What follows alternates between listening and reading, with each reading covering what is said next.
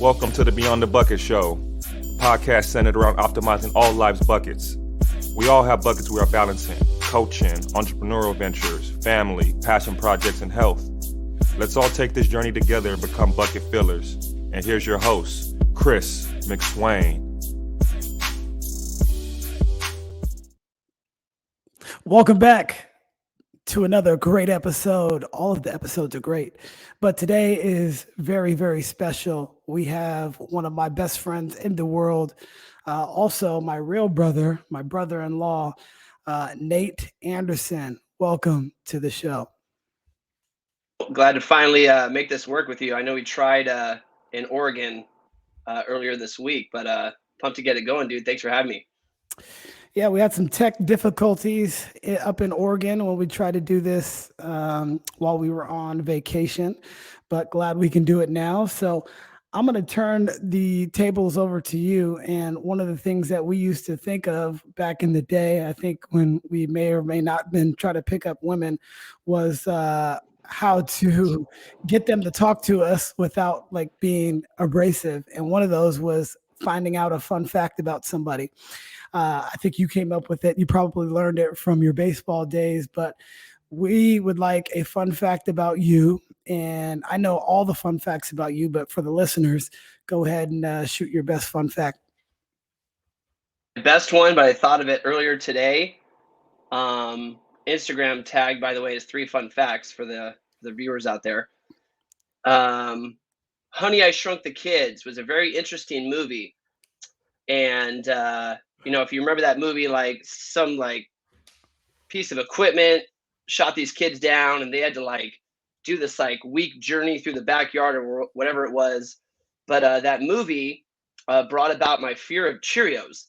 So whatever reason, after that movie, I could not eat regular Cheerios for the rest of my life until maybe I was in my 20s. My buddy gave me like $10 just to do it one day. I'm like, yeah, I'll do it. And it freaked me out to this day. But the weird part was I could eat Honey Nut Cheerios just fine. But I don't know if it was like they looked really soggy in the movie. I thought like little kids were floating around. I don't know. It's like a bad graphic. So some things get to certain people. But yeah, didn't eat regular Cheerios because of Honey, I Shrunk the Kid for 2 decades about. So there you go. There's one. Well, that was one that I didn't know. I mean, I knew about the 8 toes that touched the ground. The other 2 are just left out there to hang. Just right there. But okay, Cheerios. That's a first, but we will go with it.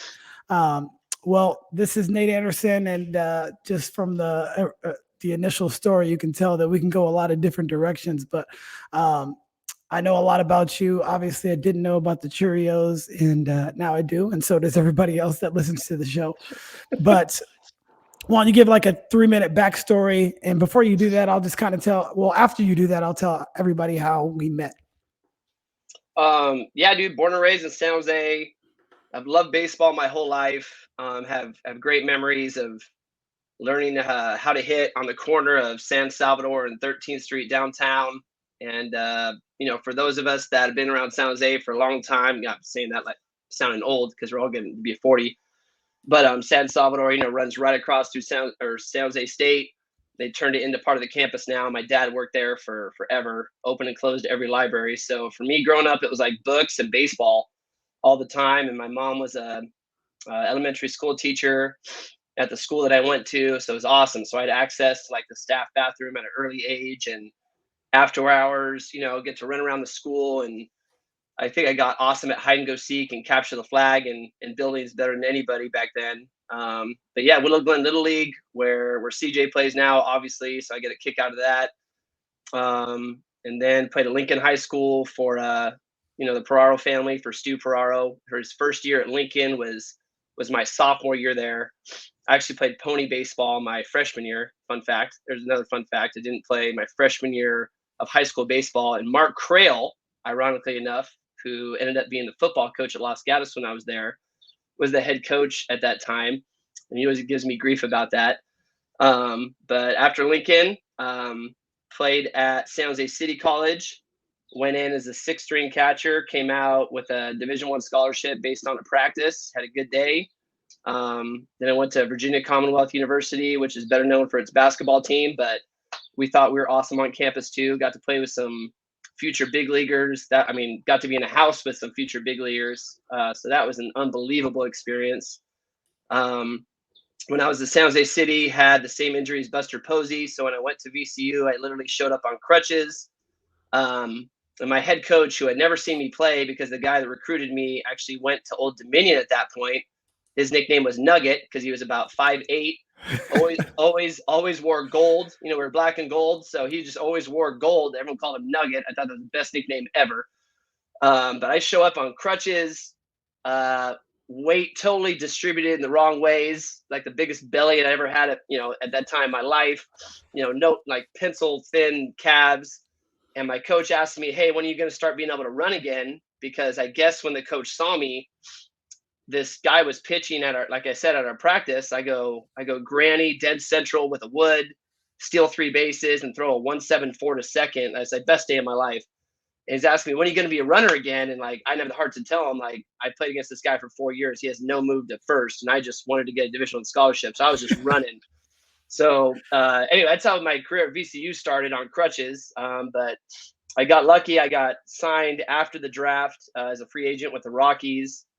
Another fun fact, because my buddy Brian Aguilar, who was an assistant coach with me at Leigh and Los Gatos, and did some top flight stuff with Jason for a while. Jason Peraro, Stu's nephew. This is a true story. 5 professional catchers in the Rockies organization, before the draft, do a workout. They took a shower together, and they all got staph infection.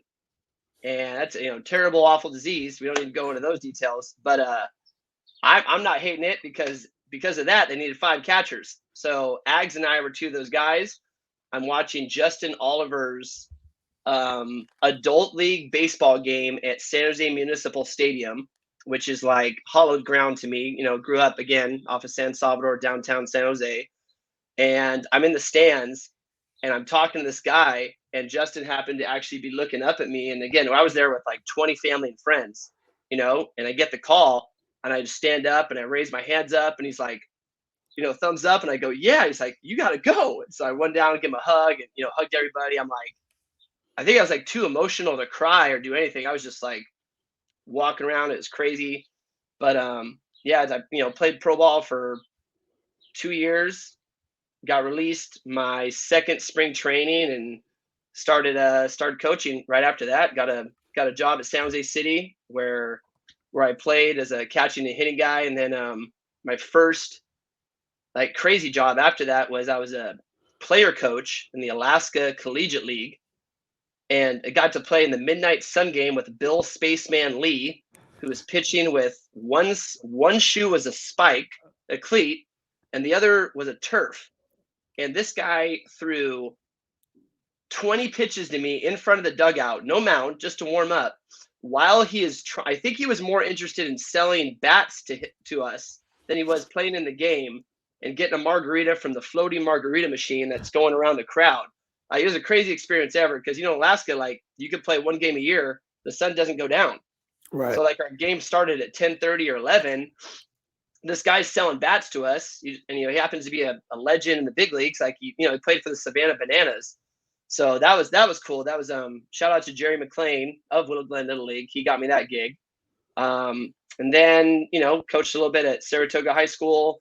After that with Justin as an assistant on the JV team, and then we interviewed for the Los Gatos job in 2010 when current San Jose State head coach Brand Sanfilippo took a job somewhere else. Didn't get the job, but we were hired as assistant coaches. Left after that year, was an assistant at Leigh for 3 years, where we coached together at that school for, I think, a year.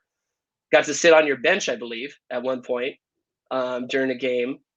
And in 2013, I was like, we were doing top flight and doing travel ball. I'm like, you know what? I kind of want to go into this travel ball thing.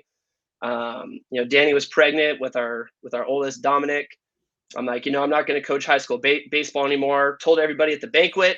2 weeks later, our head coach at the time, Chris Perry, who's now with Santa Clara, he got a job with Aloni. Calls me, goes, hey, the job's yours if you want it. And became the head coach at Leigh, had a great year.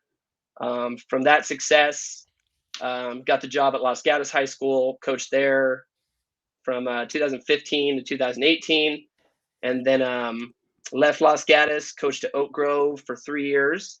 And this past year was, as you know, my first year not coaching high school or college baseball in my life since I stopped playing. But the Sox were hot of the AAA division in Santa Teresa Little League. We won 10 in a row this year. I have like Thor's hammer back here with a little White Sox sticker. Friggin' hilarious. Like, coach, it was so funny. There's so many similarities between like just learning in high school baseball and Little League, but it was fun just to, just be around your own son and coach. And I don't know, it was a great experience. But yeah, that's it's kind of the quick. I don't know. Is that 3 minutes? I like to talk. might have been longer than that. It might have been 7 minutes, but hey, nobody's counting here. A lot of different directions that we could take it, but as I mentioned, so you've been a lot of places because of the game of baseball, and more importantly, I think just because of the relationships that you have with people. The relationships that you had were the things that were like really, really paramount in your life. So whether that be a Jerry McLean helping you get this opportunity, or Ags getting you this opportunity, and I just think that's one of the best things about you. There's not too many people out there that have the relationships that you have, and because you really pour into people. And yes, I'm interviewing you, but you really ask a lot of questions and you seek a lot of different advice from different people.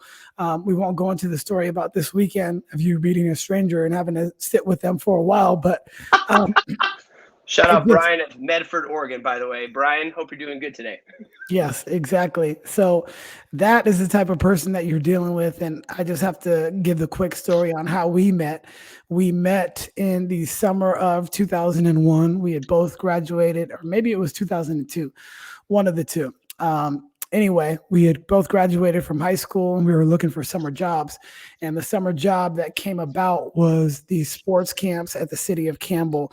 Both of our mentors, John Arugio, gave us the opportunity to coach basketball and sports camps every single day and actually get paid for it, which is similar to what we're doing right now, which is ironic to say. Like, we teach and we coach kids every single day, and we've been able to have a living based on the games that we love. And every single day in that summer, we would work out in the morning at 6 a.m. We would be working out for our respective sports, but we started to have a bond, and we would lift and we would run and we would do all these plyometric things every single morning. And I think that is a lot that has shaped not just our relationship, but the people that we are to this day. And I can't thank you enough for spending that time and motivating me and pushing me. And I know you always talk about how I motivate you, but you really motivated me during that time. And I can't thank John and God and for all the things to align at that point for us to be friends and be friends for over 20 plus years, man. I'm just really grateful for all those times that we had together. And those are some of the best times of my life, honestly. I mean, you talk about like all the, beyond the buckets and stuff, dude. We were filling each other up. We were filling out other people. And like, for people that don't know Chris as much as they should, like you have plan A, B, C, D, like, but you're going to usually execute plan A. And if not, here comes plan B right away. And it was awesome. Like, we were literally for an hour and a half before we started camp, we're getting after it. And I'm trying to keep up with you. And you got a lot of fast twitch. I'm sitting here trying to gain weight as a catcher. Like, why would I pick a quick, fast receiver to work out with? This is a dumb, like, every day I had to question it. Like, the dumbest thing I've ever thought of. But like, it laid the foundation where, like, iron sharpens iron. And you need, like, I always thought about that when I played catch with someone. I needed to play catch with someone with a stronger arm, or it was a waste of time. You know what I mean? So like, you got to, like, I don't know. I like to chase, I don't like it. I like to lead too, but I like there's something about, being with someone that's better than you in so many ways, because you can't take your foot off the gas pedal. And yeah, man, that shaped me a ton. Did you ever hear the story about how I got those jump soles? Did I ever tell you that? No, I think I still have them somewhere. So I'm at the And ironically, right, because now like we've done a lot with Cutting Edge and Grind to Shine. We've done a lot of work with the Boys and Girls Club. So, but I never went to the Boys and Girls Club outside of this one time, which actually shaped how I thought about a lot of things. And so we're off of Santa Clara. To this day, I have no idea why I went over there. But my dad was pretty frugal growing up. Like we'd go and get like $1 Vietnamese sandwiches, and we'd bring like our own soup in a thermos. From Leigh's? Yes, downtown. You already know. Gotta love Leigh's, yeah. Right? And so we'd get the Vietnamese sandwiches. We'd have a thermos for our soup. We sit in the upper deck of either, A's or Giants games. Shouldn't say frugal, he's smart, And so he had us three maniacs at home. So we'd go to the game and he just watched his money, right? So he was going to our mechanic downtown. I forget the guy's name. And I just walked over to the Boys and Girls Club, which was a few blocks down. I'm a junior in high school. And another guest that you've had on this show that, as you know, has dominated me in so many ways throughout my life athletically. It's so funny. Shout out Nate Ramazani. Although I don't like his Instagram tag name. It's only one Nate. So I have a problem with that, Nate, if you're listening.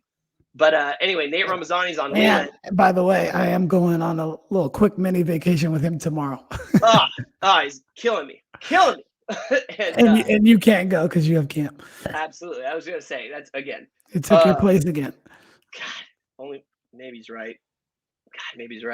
So anyway, Nate does this, like, I get put in. We're down by 38 or something like that against Leland. Poor Lincoln basketball back then. Nate's pulling up, hitting like 40-foot jumpers just on the regular. And I get put in the garbage time. First of all, I don't know why he's in the backcourt. They're winning by like 48. Two, I don't know why I'm dribbling the ball up. I'm not a point guard, never have been. So, but anyway, here we are. I get the ball and I try the slowest spin move known to mankind at like his 3-point line. He steals it from me, goes up for a layup. Our coach subs me out. We're down 50. You put me in. It's garbage time, but he subs me out. And that memory, I held on to that whole summer. So I'm going to the Boys and Girls Club and literally working on spin moves. And that whole moment in my life is just in here, just pissing me off. And his brother's over here in the corner, like 50-year-old man. And he's got a big, paper bag. And I thought he was sipping on something in the corner for a second. And then he's just watching me. And I'm working out, and I would keep like, why does this dude look like there's no one else around? And I'm just like, okay, whatever. So I go to working out, and he starts walking over to me. He's like, hey, young sir, what are you working on? I'm like, everything. I need everything. I need to get no better. Plan. That is you. What do you work on? Everything. Everything. I need everything. So the guy goes, well, I think, and he was complimenting me. He goes, son, you work really hard. I just full lather, right? Full lather going. He goes, I think you could use these. And he just pulls out brand new jump soles. And I'm like, with the white bottom. Sir, yeah, but he goes, no. He goes, I've been looking for someone to give these to, and you're that guy. He goes, you just better wear them out. He goes, you better use these all the time. And I'm like, sir, you have no doubt. I put them on right there. He goes, you might want to wait. You're going to get a cramp the way you've been he says you might want to wait. You might want to get someone to teach you something first. But literally that day, like every single day I did it. And I literally think about that dude every single day in my life. And I try to be like some version of him because he didn't know me from Adam. I'll never see him again. I don't know who he was, but this random dude just like freaking marriage of Robin Hood and Santa Claus, and that's what I try to be. It's just like I'm gonna try to find someone like that dude found and fill up their cup, Wow. So it's freaking. So that's how I got the jump soles. Unbelievable. Well, shout out to that guy. It really helped us. And I actually have a story similar to that where I was like in 7th or 8th grade, and I would always go to the community center too. I went to the Camden Community Center. I think it used to be the old Camden High School, but they shut it all down. And I don't know if they still have it, but we used to go there all the time. And we would go to the fast food restaurant right around. I think it was either Burger King or Carl's Jr. And we'd come back and we sit down and we eat and then we go shoot. And this is, all the, those guys, Ryan Legod and all those guys that we used to do that with.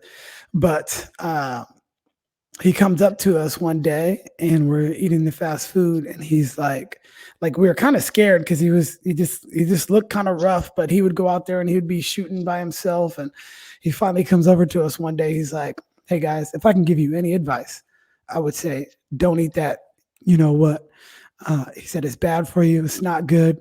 It's going to mess up your body, especially if you're an athlete. And I always remembered that. And so I never seen that guy after that, but it's just those type of stories that you can look back on, and hopefully you've done that for other people. At least I try. Like you said, you want to be a version of Santa Claus to people, and hopefully you can do that. And I try to do that too. I'll just go up to a kid and say, hey man, keep working hard or something like that. But I just remember that, and it was very profound in my life, and still to this day. I don't know if it had anything to do with it. Maybe I wouldn't eat fast food anyway, but I rarely ever eat fast food, and maybe it had something to do with that gentleman speaking to me at that time. You didn't touch that pizza at the bowling alley. I remember you went right to me. How many pieces you ate? I was like, ugh. 2. I was counting. It's 2. But well, I'm really trying to stop, not eat as much carbs. So I knew I wanted the pizza later on, which was a thin crust one. But that pizza at the bowling alley, by the way, did not look good. I can't even believe you ate one piece, let alone a couple of them. And then, by the way, guys, this is for another like sidebar. We're leaving the bowling alley up in Medford, Oregon, and all of a sudden, my 3-year-old daughter, by the way, like pulls the fire alarm, and it goes wah, wah, wah, wah, wah, and I'm like trying to jam it up, but it's stuck. You can't come back from this. And my wife's like, what do we do? Do we leave? I'm like, no, we have to go tell somebody. I see you like wondering what's going on with your kids and your family, because we left a little bit early. And then I see you kind of look puzzled, and I'm talking to the person. I said, hey, my daughter pulled this. It's a false alarm. People were kind of going nuts. They didn't know what to do. They thought we had to shut everything down. So I guess you were there. Obviously, I think it went on another 20 minutes. But when we left, we saw the fire department coming, because I guess they had to come and shut everything down. So, yeah, 3-year-old children will pull fire alarms if they're available to reach it. So, yeah. We got to see if that was up to code, though, because I know Max can jump, but I think it was just a reach. I don't think she jumped up. So we got to figure out if that's up to code. The height, I don't know about that height of the fire alarm. Yeah. So, yeah, that was another fun adventure. We had a lot of fun up in Medford, Oregon. One other thing that I want to talk about is we were in all sports camp, and we're trying to play baseball with the kids. And you didn't know this, but baseball was my best sport growing up, and I felt like I was a pretty good baseball player. And I probably should have continued on, just because I had really good athleticism and hand-eye coordination. But I stopped off in my sophomore year, but I still can kind of hit. And so I get up and I'm like, hey, we'll just bat left-handed. So I get up there and I'm batting left-handed, and I take off on this ball pretty well. Like, I thought I was like, okay, cool, because Ken Griffey was my favorite player. I was not left-handed, but I always used to swing like that. You had the little wiggle too. You had the little wiggle back there. For sure. And so then we switch, and mind you, Nate is a catcher, and he throws right-handed. So I'm thinking, okay, well, he's got to be right-handed, so we got to bet left if we're going to make it fair for the kids. So he gets up and he takes off on this ball. It was like a tennis ball, one of those balls that just go flying. The ball is still in the air right now, guys. It is still in the air. I was like, oh my God. I was like, wow, that's the reason why I stopped playing baseball. That right there, because I can't do that. And this guy, I was like, Nate, man, I can't wait to see you bat right-handed. And they kind of just looked at me like a dog that's kind of like trying to figure out stuff. And I don't know. I don't think you told me right then, but I ended up finding out like later on that you were left-handed. I'm like, what? I was so mad because I want to win and everything, but you definitely beat me out that day. I had to let it go. It's my how I became a left-handed hitter. So we lived on a corner house, and I think I got to check with my dad, but I'm pretty sure like Well, anyway, you just want to be a left-handed hitter if you can, obviously, because, you got to break it ball from the righty coming into you and all that. But my dad's a lefty-lefty. So I saw my dad hit left-handed. So I wanted to hit left-handed. So I guess as the story goes, first time I go up to hit lefty. And the way my dad tells it is my mom tried to switch me and get me to hit right. Say, no, baby, you hit right. My dad's like, no, don't touch him. Don't touch him. So I don't know if they had it out that night or whatever, but shout out to Pops, man. That saved me a lot, saved my lower back a little bit from all the sliders I would have seen freaking from right-handed pitchers. That left-handed catcher is no joke. But yeah, very rare. But yeah, I'm glad I found that out like 3 weeks later. But at the right time. Here nor there. We used to do a lot of other fun games like Graveyard at the Campbell Community Center. That, for the people that are listening, we just had the kids pretend like they were sleeping, and then we would walk around and try to wake them up. But that was really so we could take a break. So don't tell anybody. And then like the gauntlet dodgeball, we just had everybody line up, and you just had to run down this line. We probably would have been fired had we been doing that today. But we had a lot of fun at those Campbell days. And we used to ref basketball. We started off reffing basketball. We were all over the place. Men's leagues, women's leagues, AAU, and then we started doing high school and started getting into that. And we both got pretty good pretty quickly. And because we were young and in shape, they really took a liking to us, and they really wanted us to go. But obviously we went in a different direction and started coaching. That or one of us got headbutted. And that person was not me. So why don't you tell the story without putting any names out there? There you go. I'll put my partner's name out there. I had Chris Skinner was my partner. It's a Tuesday night, Campbell Community Center. Again, shout out, may rest in peace, John Ruggio, a mentor of so many of us in Campbell and sports and everywhere. Like one of the best human beings to ever walk the planet. So I'm reffing, and this lady just had a bad day, and you could tell right away coming in. And adult leagues, 7, 8, and 9 p.m. back day those days. I don't know if you're ever going to get 7 o'clock when you're drilling 7 threes currently right now with your adult team, but it might be the only way to slow you down is if they can get to your earlier time or add another defender or something. I'd prefer the earlier time because I go to sleep. We get back by 10 o'clock. I've usually been in bed by an hour. CJ sees you make 7 threes. You're not going to get him out of the backyard. It'd be hilarious. Well, it's going to be the one day that he comes that I can't hit anything too. I know. That was like the time Danny came to watch me play softball the first time. I struck out. I'm like, what just happened? Like I usually hit the ball 800 feet. Yeah, you struck out. Well, I don't know if I struck out, but it wasn't good. I just remember I didn't get a hit, and the whole dugout is like looking at me, like hurt. Like, is that what it is? Like, really? Like, it's a softball. Like, it's like rookie of the year, just floating it up there. But as you get back to the ref story, the first time I go watch Maddie play in the co-ed softball league, because Maddie was really good at softball, she has like multiple errors in the field, and she's like, "Really, I promise you, I was good. I promise you, I was good." But yeah, they're swimming our head. But yeah, dude. So Chris Skinner is my partner, and Don Skinner has been a family friend for a long time. You've known the Skinners, another Del Mar family. I feel like I went to Del Mar as much as I went to Lincoln because just all the awesome people I've met through you and others. But anyway, reffing the 7 p.m., you always feel a weird vibe because we can manage and socialize with people pretty well and read the room, so to speak. But she's just pissed off. Like we're 5 minutes into the game. There's just as many people on chairs waiting to go in the game as there are people watching the game.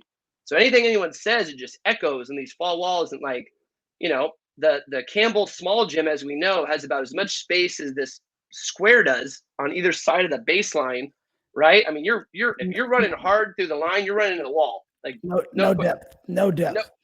I mean, enough for the chair. That's about it. Like maybe enough. So she's just yelling at people. She's like yelling at her own teammates, just hammering people. So I don't know if I came in the best mood, but tee her up early. It was like, hey, that's it. Like, we're not going to do that tonight. Come on now, so-and-so. And she keeps going. I talked to her teammates. I'm like, hey, what's up? Oh man, I don't know, Nate. And again, it's a small like community, so we all know each other. This isn't the first time I've ref that team, and again, we're the younger refs that run and try hard. We're not walking up and down the court, so there's a respect factor with a lot of people. That's why this kind of came out of nowhere for me. But then she started picking on my partner, and Chris says something to her like da da da, and then boom, tees her up, so she's gone. But now I'm realizing she's going towards him. So whoa, whoa, whoa, whoa, whoa, hey, no, like that's it, you got to go. And she spins and just seeing red, walks right over to me, da da da, boom, and just headbutts me. And she's like 5'9", 5'10", and so I'm sitting there and like, honestly, first thing goes up, and I just spin away and I just walk away, and like to this day, not knowing what I even thought about or said for the next 2 hours. All I know is I wanted to get out of there, and that was the last time. That was it. So I remember calling John, and she was kicked out of the league and all that. And then as come to run into her at like a team party a year or two later, and she's just white like a ghost. And I'm so sorry, but yeah, I got headbutted in a Tuesday night Campbell Community Center adult league basketball game, making $17 an hour or whatever it was. So that wasn't worth it. And I believe her son played for Top Flight Baseball, right? That is a fact. I did not coach that team, though. I did not coach that team. It all comes full circle at the Campbell Community Center. Some stories. If those walls could talk, my goodness. For sure. And then we've been roommates for multiple times. Talk about any of the stories that we had as roommates. Dude, my goodness. Or I remember one time we actually weren't roommates, but you had come over to my house.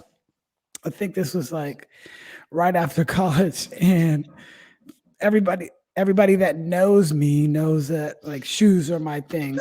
So I've got a lot of shoes, and I'm also a neat freak. So I will notice anything and everything that is unusual like around. So if you come into my house or move something, or like, I'll know. My wife would be like, ugh. And my son has this now too. He even told my wife that, where's your awareness at? That was the best. Because I always say that. But I had all my shoes on a wall, and he moved every single one of those shoes. Well, you said this is what got done. Interrupt you real quick. You said if anything was out of place, I would know. And I go, anything? He's like, anything. I know everything about it. I go, anything. He goes, yeah. I'm like, all right. and so he removed everything, and I tried to keep my calm as much as possible. I said, I believe this is what I was said. This is how I remember it anyway, because sometimes the stories that you remember in your mind are completely different than what actually happened. But I feel like I said, I will be back, and when I come back, everything better be back in order. I think I did something like that. Okay. The best way, because I didn't do everything, because I was like, I'm not going to remember, because I'm the opposite of you. You know that. Like right now, I got like 14 different shoes on the floor in my closet. Most of them with dirt on them. And I'm like looking right now, I got some nice shoes under there. So that's like completely opposite. You have like color coordinated shoes behind your, it's not like the primo closet you have now, but it's like all behind the door, just boom, boom, boom, boom. So I'm just like all over the place. But yeah, you're like, I'm going to come back. And then it was worth it. It was worth it. And again, like I can entertain myself, no problem. And I was dying just because I knew no one does this to you. And I'm like, for him to say that, he doesn't know me as well as he think he does. It's like, I gotta loosen him up a little bit. Well, yeah, I do need to loosen up sometimes, and that's one thing that you're really good at, is keeping things loose or coming up with like really cool games.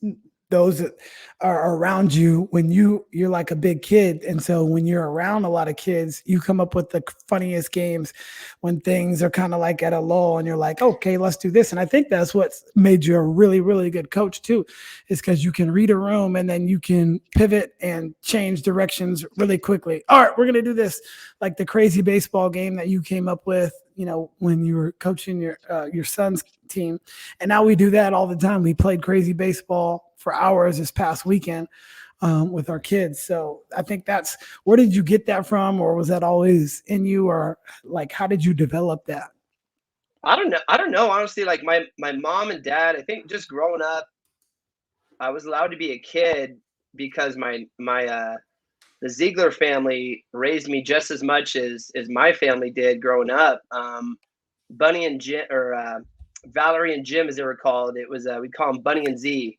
And Z actually passed away really young. But my best friend growing up was Alex Ziegler, and he was my age. And our backyard was separated by like an old school brick, like South Carolina massive barbecue, and you would just hop over it. And I'd be in his yard, and his yard was wiffle ball. It was basketball. We played hockey. We played everything. So growing up, had a huge basement that was scary as hell. Just but we could play capture the flag. Like I basically grew up like in an old school kind of like our whole block. We'd have football. Like we had 20 kids, 10 to 20 kids always playing all kinds of stuff. And that's like, as a baseball coach these days, everyone wants to specialize in stuff. And as we both know, like you learn so many things from putting yourself in different situations, whether it's playing sports or socially or just whatever field you learn in. So I think because I grew up in this space where I had a teacher and a librarian as parents, and right next door, there were these unbelievable people that just literally opened their doors to us every day. I mean, I got a great memory. If Bunny, you're listening to this, I'm sorry for waking you up every morning at 8 a.m. It got pushed to 9 a.m. So I couldn't shoot anymore at like 8 a.m. I'd shoot Nathan. She's one of the only people on the planet that called me Nathan besides my grandma. Said, Nathan, can you please wait till 9 a.m. from now on? Thank you very much. I'm like, oh, I'm sorry, buddy. And it's like, but like, that's how it was. I could hop the fence and be in their backyard by 8 a.m. growing up every day, and a lot of our kids don't have that these days, right? Just because the world's different. So I think it's a combination of that. And I got lucky, man. I just had a lot of awesome people help raise me, and my brother and sister were only 3 years apart, and we would get into it all the time and have tons of fun. But they have a big sense of humor, or at least we like to think we have a sense of humor. So it was just jokes all day. And also, like, my dad was in a band for 35 years. So every Monday there was band practice. So like, it was just music and fun and just the culture I grew up with. And it was just awesome. You could just kind of find your lane and have fun and grow up the right way, I think, So I was pretty blessed growing up. For sure. You told CJ to watch a Little Big League, and we watched that last night. But I remember it because Ken Griffey Jr. was in it. And I was like, because Maddie was like, oh, he's about to hit a home run. I was like, that's Junior. That's Junior about to go get that thing off the wall, which he did. Right. Spoiler alert, but the movie's like 25 years old. I'm still pissed about that though. But he went and got it. But hey, that's life though, honestly. Like sometimes somebody's just better. Sometimes people are just better, and we have to start to really understand that. Like, why do they have to win in the movie at the end? They lost the game, but that to me was more like everybody was sad. Maddie was sad, and CJ and Maxine were sad. But I was like, no, that's life. Sometimes somebody's just better, and guess what? Griffey's one of the best to ever do it. And the actor, I don't know his name, but they made him look really good. But he ain't as good as Griffey. Period. No, right. And one of the scenes in the movie was reminding me of our time this past week because we didn't do anything. We played the little basket toss thing with the kids, and we played wiffle ball. And they when the manager was going through a lot of like turmoil, he went back to his roots. His roots were he just was stopped by a little pickup baseball game, and they just started playing as kids.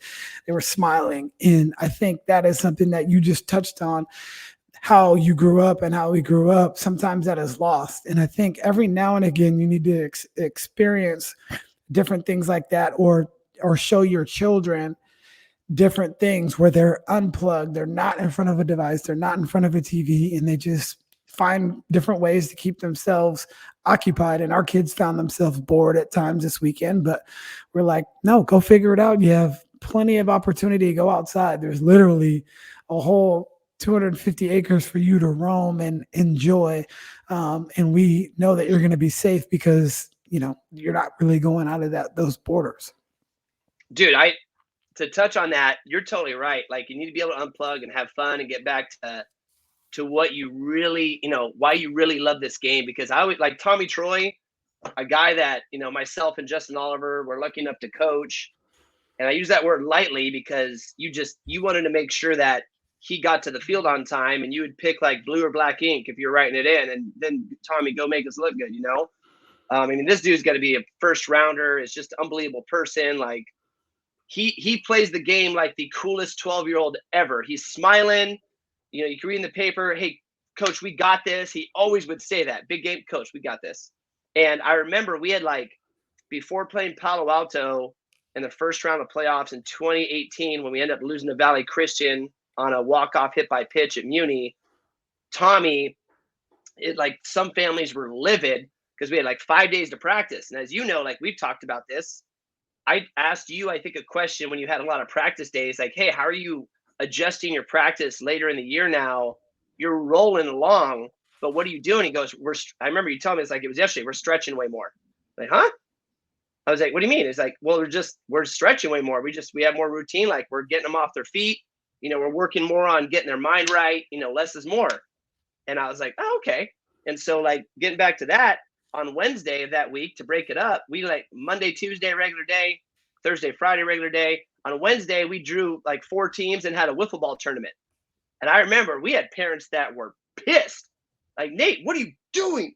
We got to we're playing Palo Alto, right? And this is when like Los Gatos and Palo Alto were in the paper. There's just a bunch of nonsense going on between the schools. And we had a lot of respect. Like Pete Fukuhara, the head coach for Palo Alto, is an unbelievable man, unbelievable baseball guy, unbelievable program. And we loved competing against each other.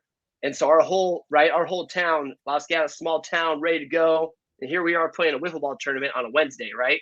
I had people show up like, what is going on? We got lucky almost, we beat them in the first round. Tommy made like a diving play to end the game. But I remember Justin was on staff with that. So was Jerry McLean. And they all loved it. They're like, this is brilliant. This is great. Take the pressure off. Let's go have fun.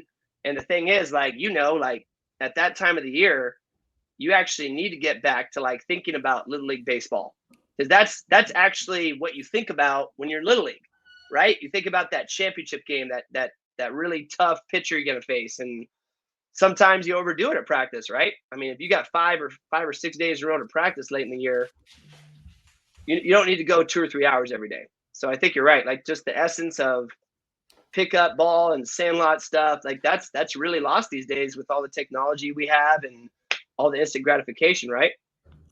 Yeah, it can be hard too, because there is pressure to win, especially, at the schools that you've been at, in the school that I'm at currently. It's just, you feel as a coach, you can never do enough. No, did I do that? Did I watch enough film? Did I add this right play? Or, did I add this bunt coverage when we needed it? Or can we get an extra? You're just always thinking about that. But honestly, when it comes down to it, it's just the real simple stuff. All the great plays in basketball happen because of great fundamentals, whether it be jump stops and passes and pivots and that sort of thing.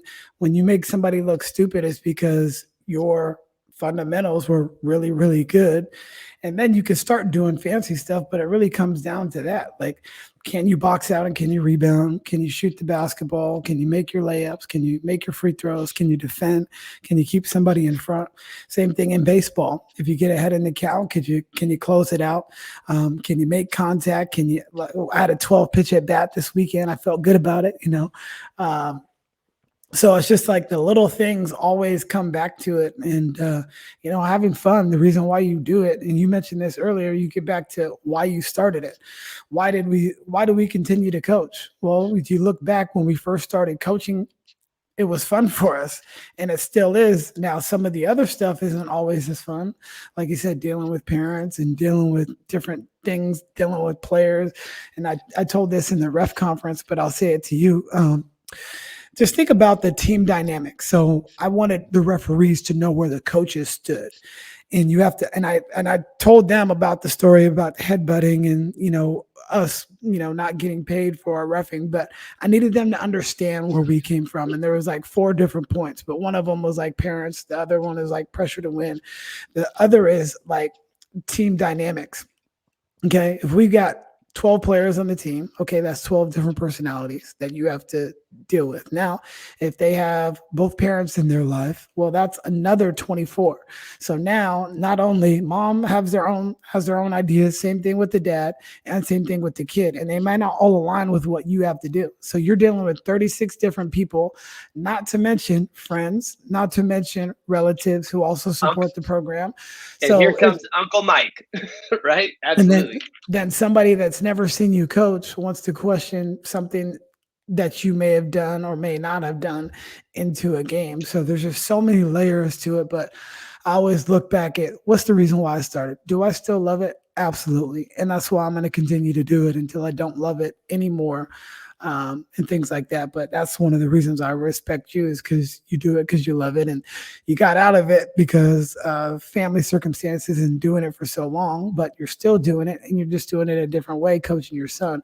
But I want to get back to so you've been to multiple places coaching high school baseball as a head coach, Leigh High School, Los Gatos High School, and Oak Grove High School.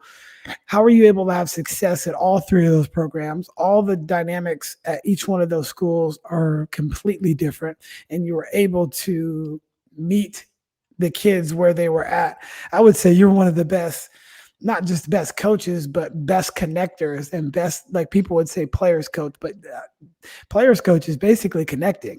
And if you can connect really well with your players, I think you have a good chance to help them out if they have some sort of talent. But how have you been able to cultivate so many great programs in a very short period of time? It was like almost instantly that you won at each one of those programs. I think, thanks for saying that, dude. I think, the biggest thing is honestly really good players, and our staffs were unbelievable. Like, that's the first thing. And then I've had so many people be unbelievable mentors to me. Like, I've had some unbelievable coaches in my life. And I just think it was also the way I was raised. Like, my dad would always tell me, play like your heart's on fire. You leave it better than you found it. And my mom just like teaches you to live by the golden rule. And I like literally hear my mom's voice in my head whenever I see a piece of trash on the ground. Like, I want to pick it up and throw it away. So I think just like that unselfish mindset and wanting to have fun, but also wanting to like love hard work. I always wanted to lead by example. And I realized like I couldn't do it alone really quick. Like, Shelby Edwards actually put it really well when I was when she was our AD at Los Gatos. She's like, you know what? You're not good at everything, but what I love is you will find someone to get the job done, and you'll trust them and empower them, and they'll want to do it for however you connect them with whatever their job is, right? And so I think like as far as Leigh High School, I think every place was a little unique. At Leigh, I was able, I got a good one. For 3 years, I was the assistant coach. And like I mentioned earlier, I was out. I was just going to, we were going to just run shop with travel ball. And I was like, I'm out. I'm not going to teach, or I'm not going to be the head coach at Leigh, just going to do travel ball, got to make some money, whatever. And then boom, I had the job. And the greatest thing was that was when like social media wasn't crazy, but it was a little, it was a little nuts, but people didn't understand how it could really get you into trouble. Not that they do these days, but back then I had a rule, like you could friend me after you graduated. So, when you're an assistant coach, you're a therapist, right? Like you're in the lab, like doing some hitting. I'm not talking about baseball. I'm maybe saying one baseball thing every 5 or 10 minutes, but I'm controlling the tempo. I'm making sure they get some water. I'm making them feel good, because baseball, just like basketball and any other sport, it's hard. And it's all about your mindset and how you kind of grind through the repetition, right? And find one or two things to work on, and then you get back to work. So I knew everything about these guys. And Mark Cantley, our assistant coach, who was just, I mean, one of the greatest guys, still is one of the greatest guys ever. His daughter was a senior the year I took over. Kyle Morrison played for Sam Ferraro at San Jose State, Division I shortstop, was an all-state basketball player for Leigh, was a senior that year. We had some great talent. Andrew Theron was committed to Oregon. I mean, we had some dudes. Austin Vieira, who we coached at Campbell Sports Fun Camp. I mean, you can go on and on. Great roster. Paul Hall, like Ball State guy. So anyway, we had these great kids. Well, I'm leaving, so they all friend me on Facebook, right? And so the thing is, these geniuses didn't go up and clean up their stories. So of course, the guys who graduated in 13, including Sam Delaplane, all I did was go back and look at their profiles to find everybody else, what they were doing. So I just wrote down all these notes, did all this, saw everything that they didn't want necessarily talked about, whatever they would do at parties, and I would know the time and dates. Went back and look. What actually ended up getting us the number 1 seed was we swept the Santa Cruz schools, who we scheduled 3 games back to back during our spring break. We went 0-3 the year prior to that in spring break, and they had a party 2 or 3 days during that week where they had social functions that looked like a party. If it wasn't a party, they were having a heck of a hangout session. So anyway, I told the dudes, like, first meeting, I remember I had all these notes about those social media. And I'm like, well, the number 1 thing is you guys are so smart. And I just told them what I did. And they're like, eyes wide. I go, I know the date. I know the time. I know what you did. I know who you did it with, yada, yada, yada. And at that time, Justin Oliver wasn't coaching at Leigh, but he lived down the street. I was cleaning pools in the area. So I had like 4 or 5 people around the high school. I would know everything about that team. And they had already told me everything. And everything that they didn't tell me, I found out through Facebook because their boys all friended me. And they didn't clean up all their stuff. So they went back, to their credit, they went back, cleaned it all up. But I knew everything about them. So the first thing I said was, hey, I'm going to condition you based on your Facebook profile. So we're going to be in really good shape. I go, because here's the thing. You guys told me things for 3 years, but you didn't tell me the truth. So as of right now, we're starting over. But with what I know, we're going to be in a lot better shape this year. So I go, and during spring break, we're going to destroy all the Santa Cruz schools.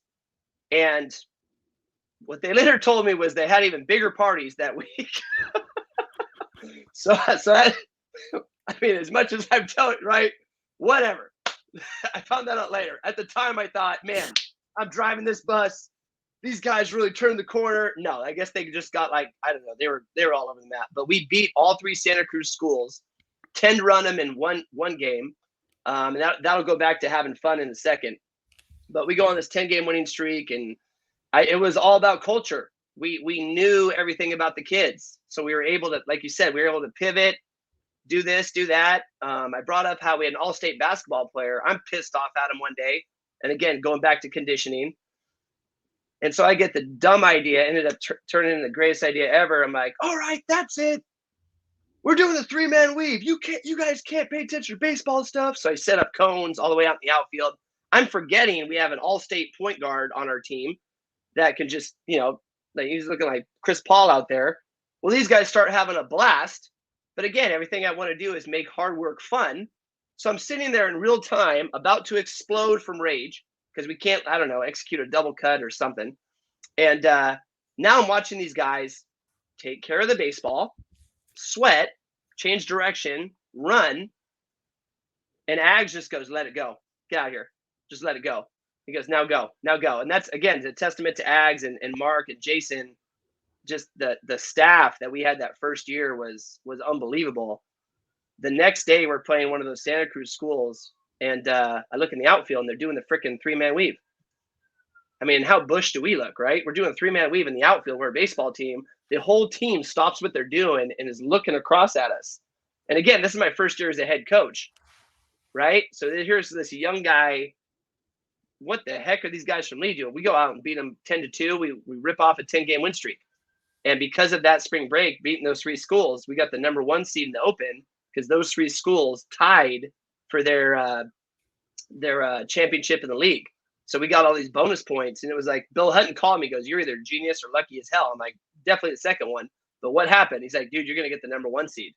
So because of the 3-man weave in Facebook, right? I mean, and just knowing your roster, we were able to have a great year. And Leigh was like, looking back, man, that year was so fun. We ended up winning the league tournament. We took this awesome picture on the mound with all the families. That was the coolest part of that picture is we brought out everyone on the stands like, "Get out here." Like, what? And we'd throw jerseys to people again, because Mark's daughter was a senior. So we were family. Like it was such a great time. Like our ace was a sidearm pitcher that was a beekeeper.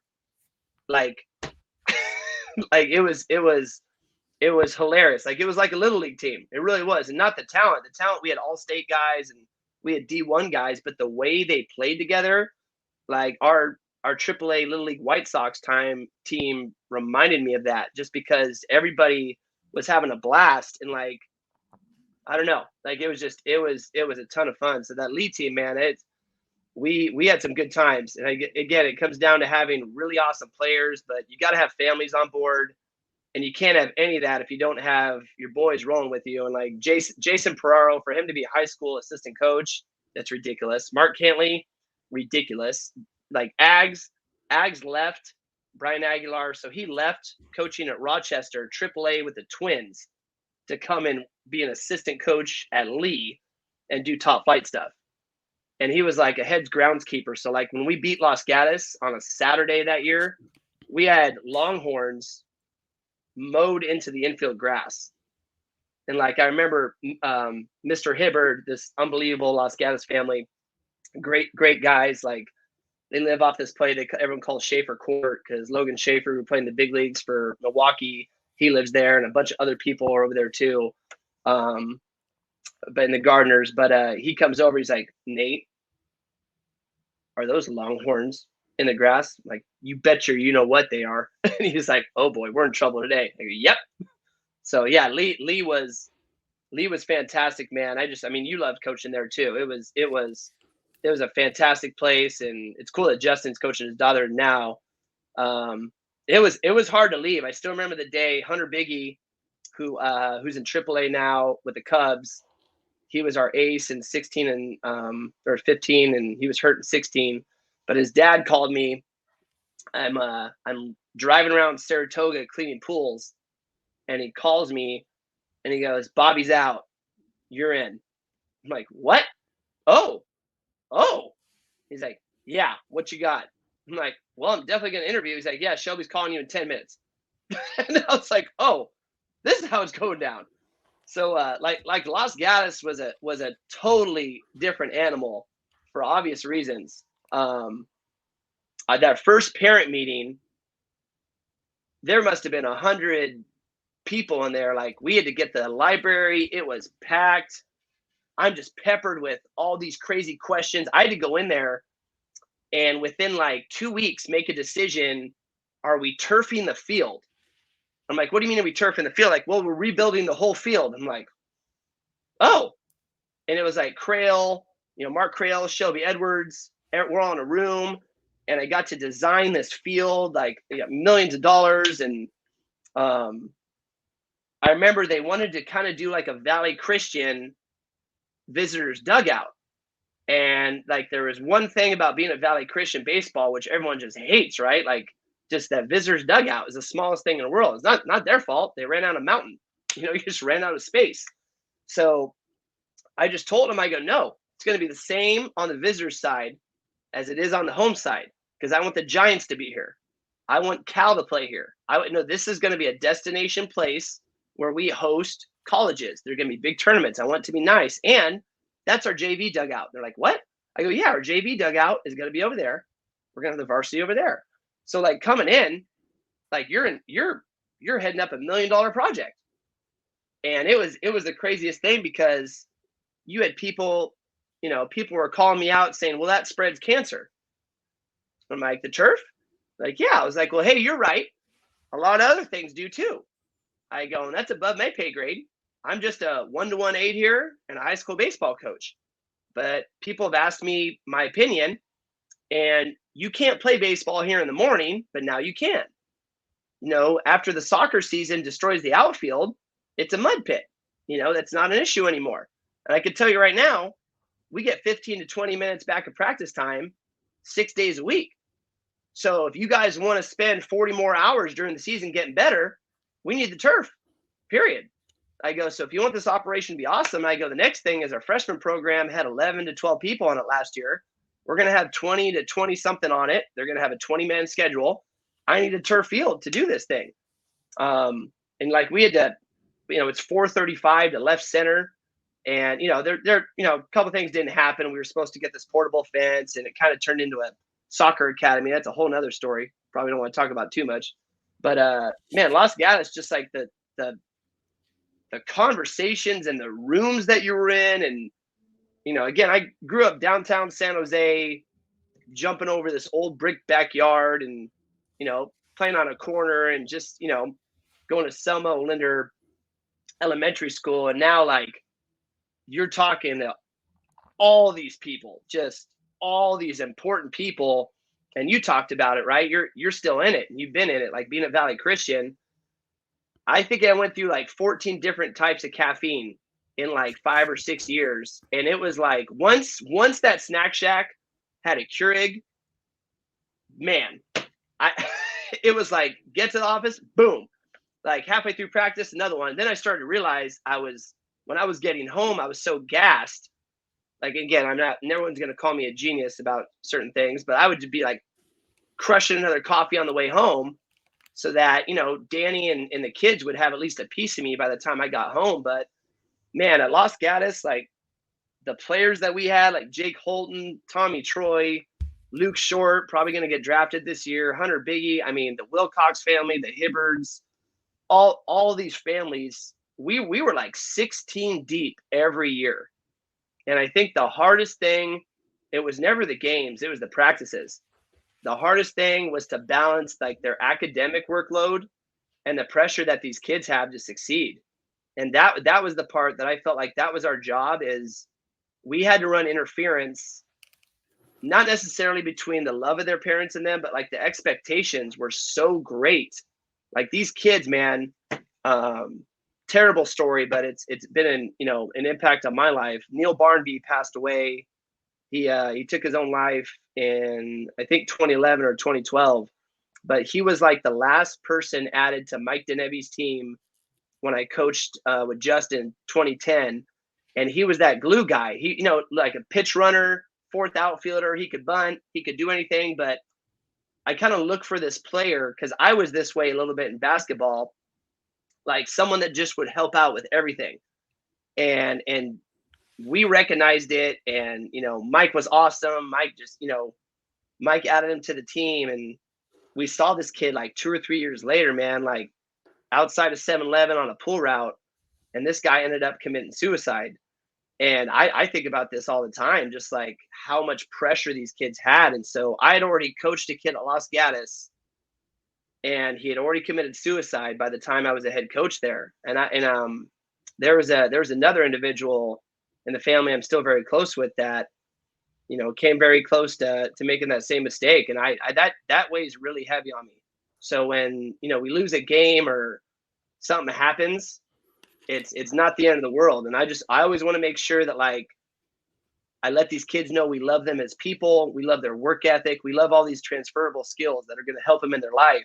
Because at the end of the day, like you don't really remember too many 3 for 4s or 1 for 2s. Like you remember the people that you worked out with at 6 a.m. and you remember the stories that you have with JP after a long day. You're just talking about something, and or you remember talking to Sam for, had lunch with Sam Farmer for 3 hours the other day at Water Tower, and we realized, we got to get home. We've been sitting here talking for 3 hours. So yeah, Los Gatos, man, that was the pressure for those kids was far greater than anything I had to deal with, because at the end of the day, like we should win. We almost every time we played against someone, I didn't care if it was Sarah, Valley Christian, whatever, like I thought we had a better baseball team no matter what. But those guys had to go home to those families, and they expect greatness. They expect, they expect to win all the time, right? I'd go home and I'm just, at the end of the day, I still felt like every day showing up, man, I can't believe I'm the head coach here. They're going to find out I went to Lincoln High School at some point. I couldn't hit growing up, So it was, except for at Campbell Sports Fun Camp, when he thought I was a left-handed hitter. Thought you were Mark Grace. Mark Grace, good name drop. But yeah, that place was crazy, man. That place was a lot of fun. Well, one of the best things that I took from that is make the hard work fun, and I will definitely be stealing that.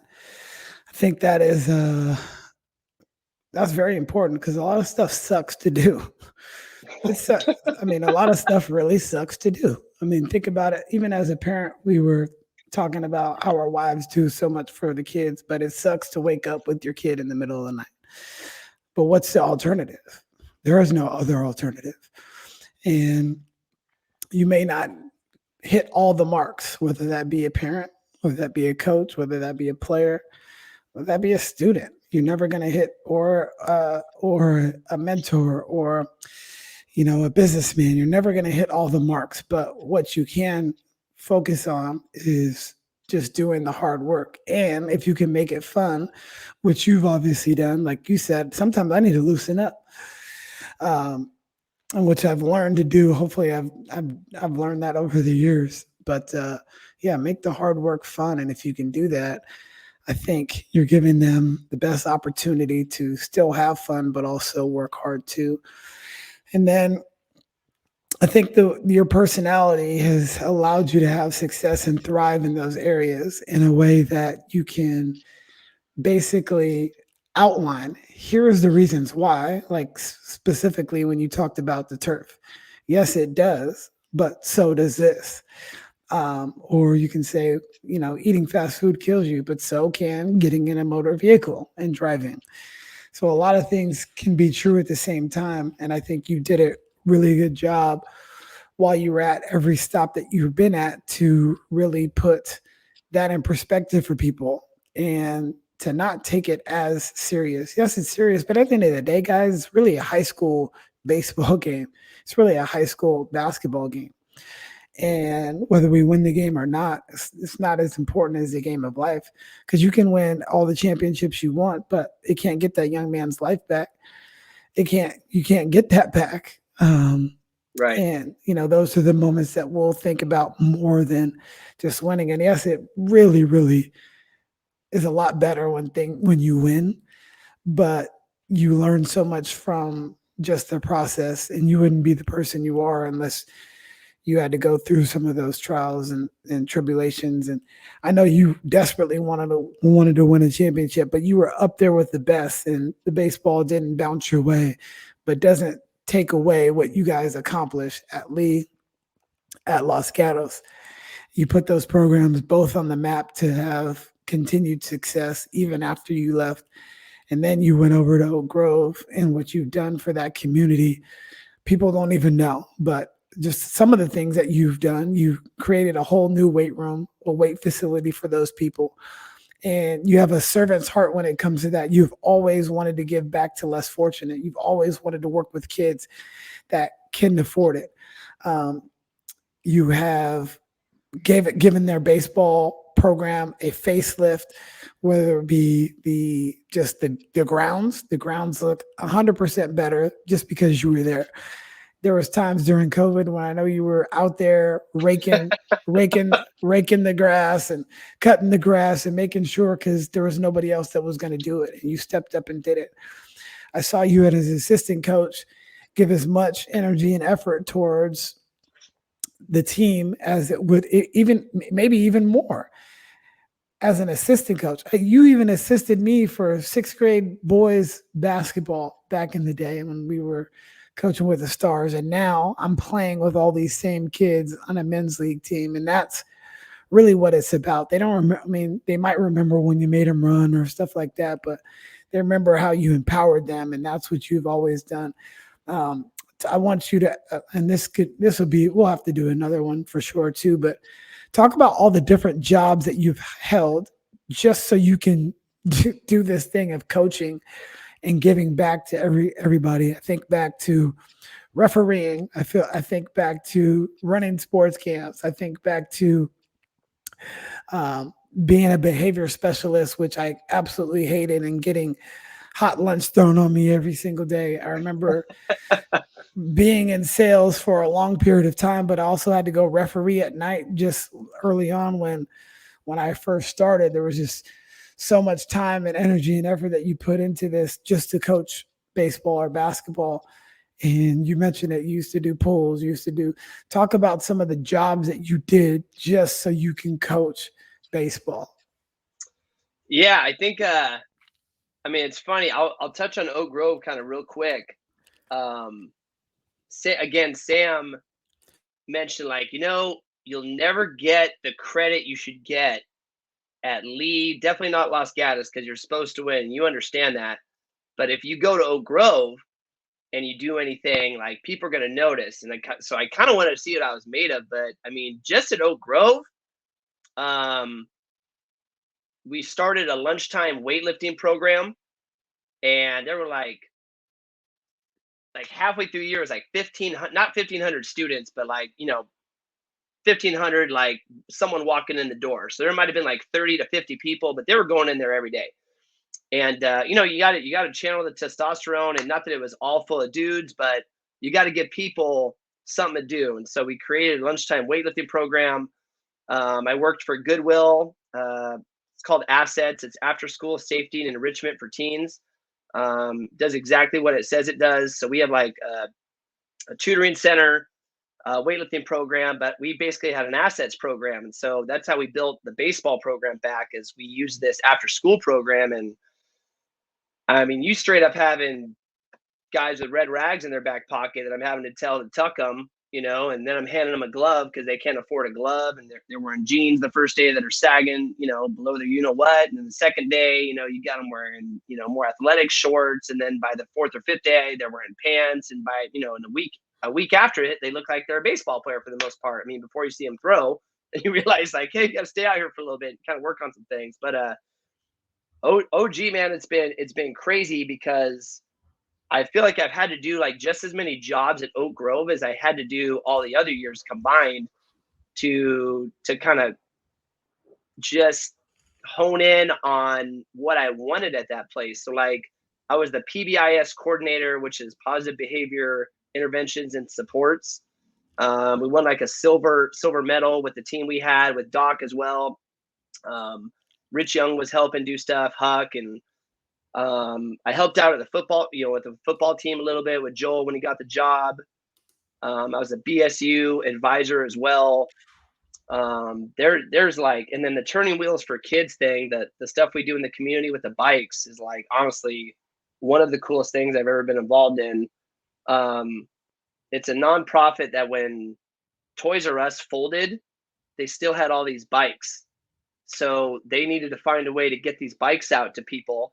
And so that's how Sue Runsvold and Tom Schaup and all these unbelievable people, and shout out to Stephanie Nelson for the assist on this. The South Side and all of East Side Union will forever be in your debt. But dude, we've given out like 300 to 400 bikes to kids in the last couple of years. And it's as simple as like, write me an email, let me know why you need it, how you need it, when you need it, and they get a bike. And, there've been various people that have helped transport these bikes. And when we get them, it's like, boom, I'm just giving them out to kids. You gotta do something for them. And a couple of times it was like kids that need a little bit of love, need some motivation. And you're like, okay, dude, you owe me 200 push-ups. What? Right now? Like $200 or 200 push-ups, whatever you want to do. Come on, Anderson. Bro, that's 20. Like you owe me, you got me 180 more. What are you doing? That's a lot of push-ups, bro. That's a lot of push-ups. Stories changed. It was probably like 80. You're right. But like that's been one of the coolest things, because it's like, again, like you just get to be little Santa Claus every day. Like it's so fun to be able to be this conduit for like positive energy. And that place has definitely made me get more creative. And I think I'm able to get pretty creative with some things. But like, dude, we had a partnership with Get Sports Inc. And we got like $40,000 of equipment over 4 or 5 years.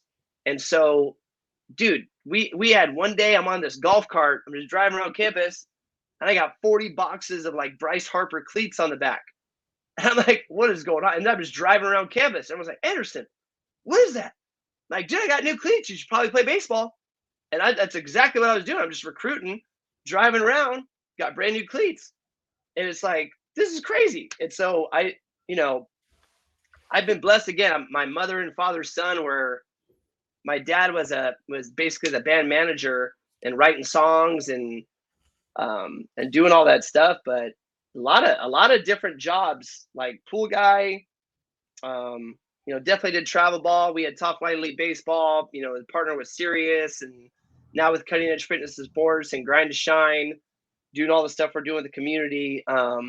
Last summer was unbelievable. We partnered with the Boys and Girls Club. So every Friday for 5 consecutive Fridays, we went out to the Boys and Girls Club actual facility and their actual club.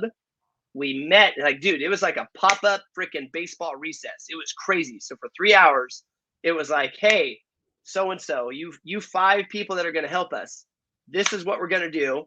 Here's our staff, like Carmelo Rivera that volunteered at Valley Christian, all these different baseball players, like Hunter Biggie's done it, Jake Holden helped out. But we'd show up, teach them baseball, leave baseball stuff so they could do it. And then the next week we're going somewhere else. And then we also, in addition to that, worked with the YMCA for 8 weeks, right across from Mount Pleasant. They have a YMCA over there for 8 weeks straight. It was like 3 to 5 p.m. it was hot. It was on this like old school, terrible turf, like indoor, high net, windy place for baseball. And so we get there and we're like, dude, okay, we got to figure this out. So it was like glorified wiffle ball, play catch with a tennis ball, but we're really just teaching hand-eye and the basics of the game. But by the end of that 8 weeks, we're actually playing baseball. And so from that community, or from that program, those people in that community, we had like 15 to 20 kids showing up. 4 people played baseball all spring, and one of them made their all-star team. And they sent this big old long letter and thanked us. And like, they would have never done that if we didn't get that together. But dude, yeah, a lot of jobs. I think one of the most random was I was a parking lot striper for Tim Farnham, my high school basketball coach, because fun fact, after my first year of professional baseball, I get tested. I had the weakest wrists in the Colorado Rockies organization. I don't know if that was just minor league baseball. There's no way I was stronger than anyone in the big leagues. But I just remember it was like a grip strength. And I'm sitting here like, bro, how can I? And I just remember looking at our strength coach, like, how can I be catching 100?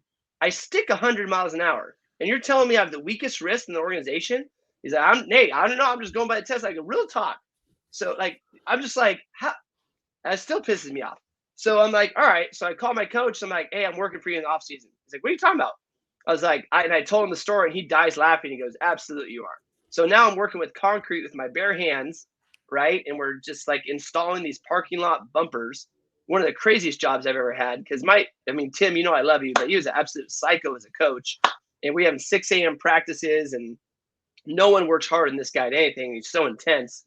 Like, I worked with him for 2 or 3 months in the dead of winter when I'm also reffing and cleaning pools, and I'm just trying to be as active as I can. But yeah, it's like, so making hard work fun, like, you got to do that if you're at the docks in the Port of Oakland and you're installing like 80 truck blocks and you're just carrying these massive things. I'm like, what am I doing with my life?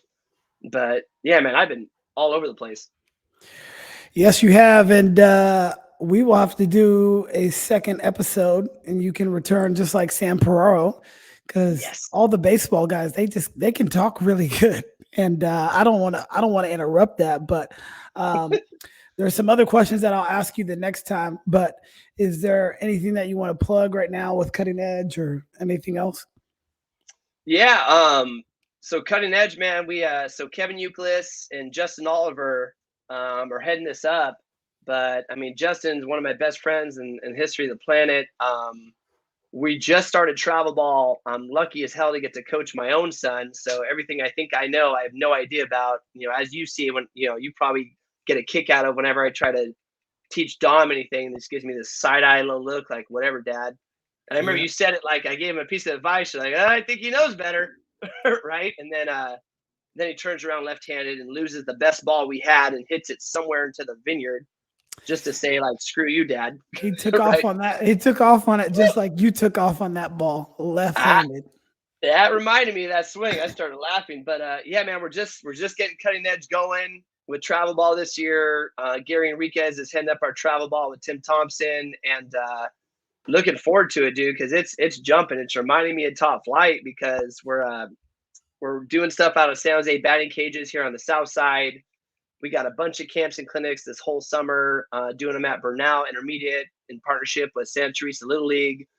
And Grind to Shine's our nonprofit company, where we just really try to go into different communities. And like I said, at the Boys and Girls Club and the YMCA, and also Luther Burbank out in Sacramento, we've just partnered with different communities to help grow the game. So it's a good balance, man.